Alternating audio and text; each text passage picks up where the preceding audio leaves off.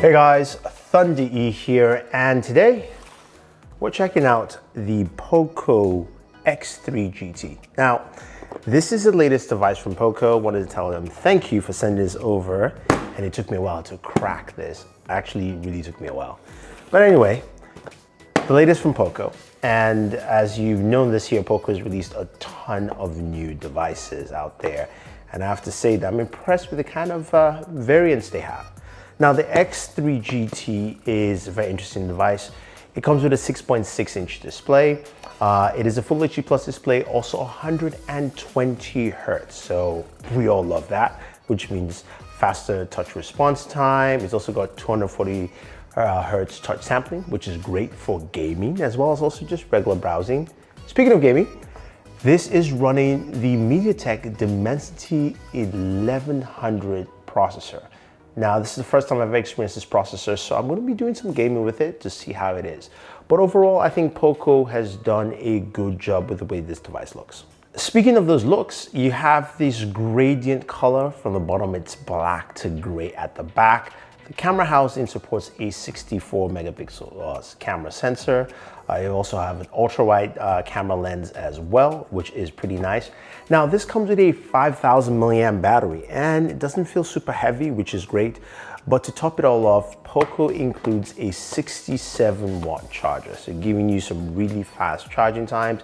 You can expect this to be well under an hour, about 30, maybe even minutes less than that, which is pretty cool with this device.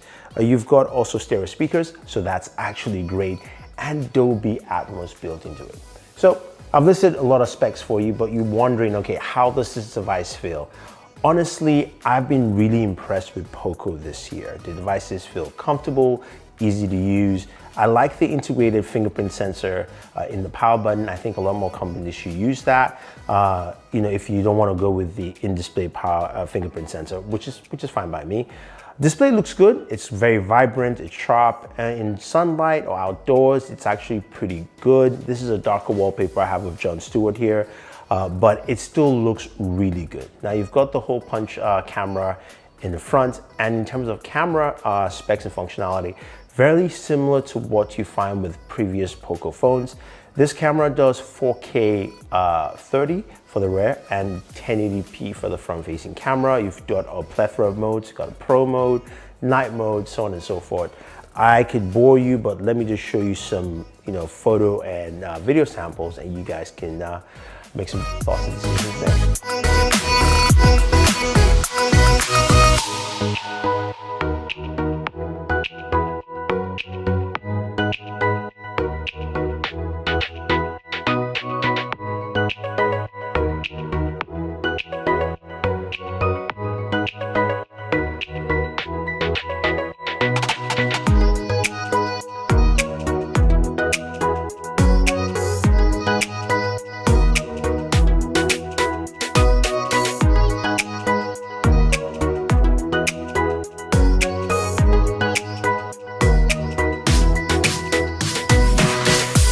Okay, so the photos looked good. Daytime photos are sharp and vibrant. I do like that.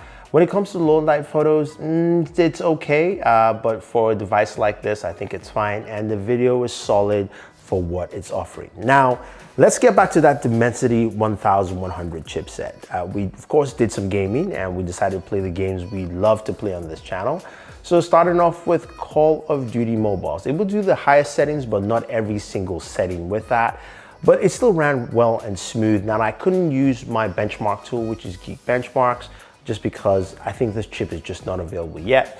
But I was able to read it off the, of course, inbuilt game tools that they do have with all the Poco phones. And it still ran that at 60 FPS, which is nice to see, and it ran well. Now we move over to a game like PUBG Mobile, which can be intensive in terms of performance. Now with PUBG Mobile, I couldn't do Ultra HD Ultra, but I could do Smooth Extreme, which is also a really high level to play at. and playing PUBG Mobile, I got 60 frames per second. Things ran well, ran pretty smooth also. It was a very nice, fluid experience with that, 120 hertz display. Really comes up very, very nice. Now, of course, the true test is Genshin Impact, right? How does it perform at 60 frames per second for Genshin Impact?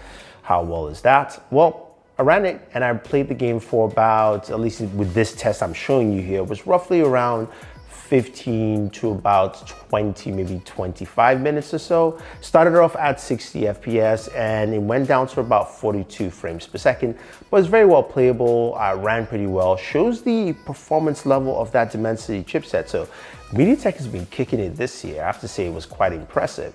So when it comes to temperatures, you're looking at something between 106 degrees to 110. Especially playing a game like Genshin Impact, which I did for about 25 minutes for this recording. So about 106 to 110, which actually is not bad for a device like this, and especially pushing those kind of specs. Now, you topple that with the 5,000 milliamp battery, and I'm looking at just the use I had today where I was able to game, go out, record photos and video, at least when I shot this, and I've dropped down to 70% battery life, which is pretty good for doing all those tasks, especially just for a single day on a device like this. Now, you've got that 67 watt charger, so you're topping up really fast on the device altogether. Now, I think overall though, this is a very compelling offering, and in terms of pricing, I can't tell you what the price is because at the time when I received this mysterious box here, I don't know how much it costs, but it's a Poco device, so which means it will be relatively priced well. And I'll leave the pricing for you in the description of this video so you can go check it out there, and also a link for you to check out the device if you are interested. Overall, I think Poco's done a really good job with devices this year. This is also a 5G device, which is the standard, I think, in 2021, and definitely makes sense. But if you have any questions or any comments about the Poco X3 GT, or you want to see some more gaming on that Dimensity chipset, let me know and I will do that on Board Gamer for you. Otherwise, guys, don't forget to like, share, subscribe, and always enjoy your entertainment.